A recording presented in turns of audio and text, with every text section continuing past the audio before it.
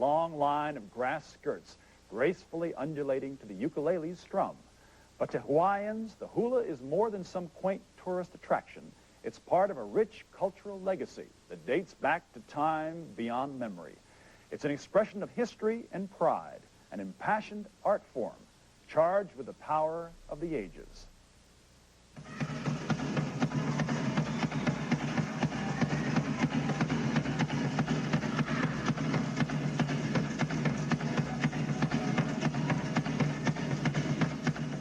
For over 1,000 years, there was no written language in Hawaii. There was, instead, the hula. Through the music, the dances, and the chants of hula, the knowledge of a people was passed down. Its myths and legends, its taboos, its humor, its history.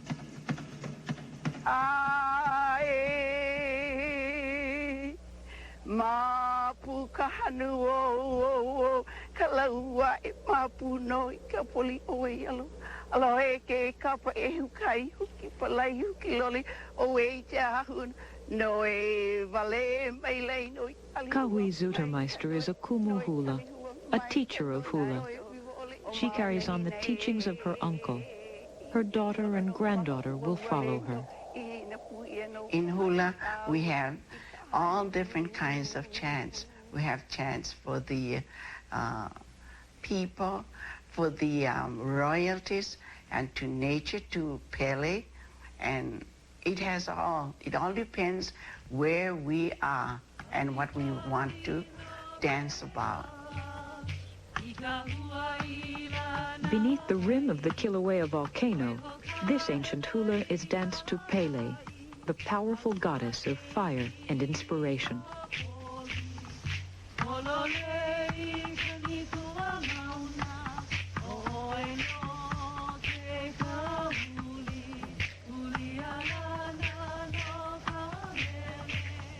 The rhythmic clicking of little stones, ili ili, is thought to have accompanied the hula from the very first time it was danced. The hula started, well, as far as legend tells, when Hi'iaka and her good friend Hopoi went down the beach. Then while they were there, they noticed the waves, and they imitated the waves, and then they started to use their hands, like, you know, portraying the waves and all. And that's how the hula started. The first Europeans set foot on Hawaiian soil in 1778. They found a civilization governed by its own laws, a people that worshipped many gods, a culture which revolved around the hula, both sacred and secular. Western influences quickly infiltrated and undermined Hawaiian society. When Christian missionaries arrived around 1820, they found a willing convert in Queen Ka'ahumanu. She outlawed sacred chants and put harsh prohibitions on what the missionaries called the lewd and lascivious hula. For almost 50 years, the hula was danced in secret. By the time King Kalakaua, known as the Merry Monarch, came to the throne in 1874 and officially reinstated the hula, many of the chants and dances of the most sacred hula had been lost. But the deep roots of the ancient secular hula had held firm among Hawaiians, passed secretly through families during the years of censure.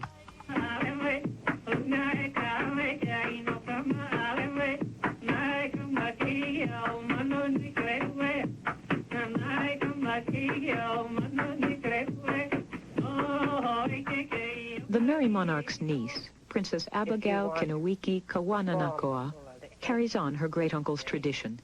What we know and what most of our visitors will see will be the modern, we call it hapahale hula, which is delightful. And we can embellish on that and create everything.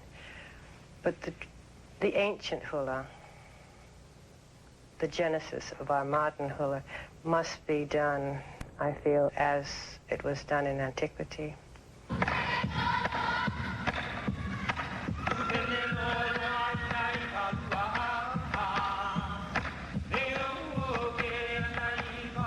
The ancient hula is enjoying a renaissance in modern Hawaii. Every spring, at the Merry Monarch Festival in Hilo, dancers gather from all the islands in the Hawaiian chain to perform and compete in the hula. They honor the king who not only returned ancient hula to its rightful place in Hawaiian culture, but introduced a new form, the modern hula.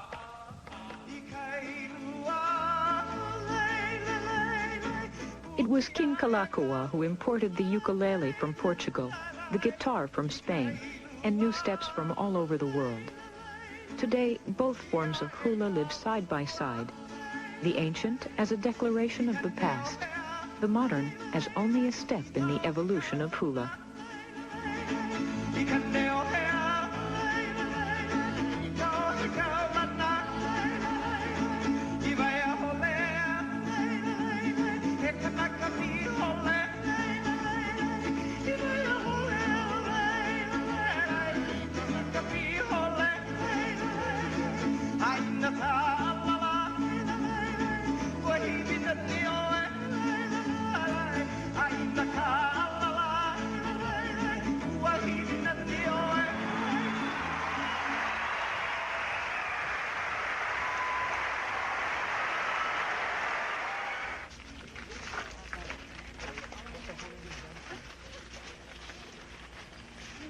Each dancer belongs to a halau. Long ago, halaus were temples to Laka, goddess of the dance. Life in the halau was monastic, and the hula was taught as a form of worship. Today's halaus more closely resemble schools. Grace and precision of movement are taught along with discipline, values, and Hawaiian culture.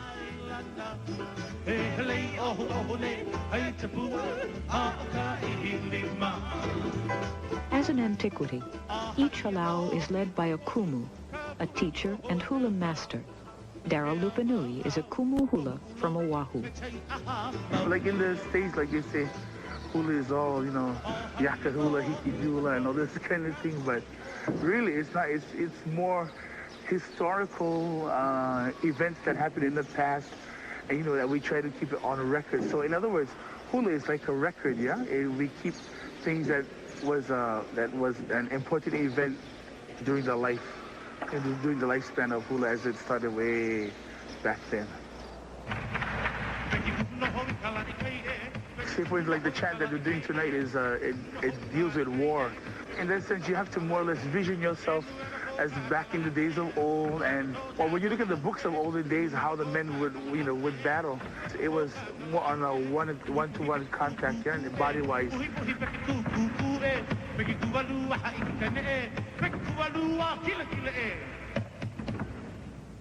One more time.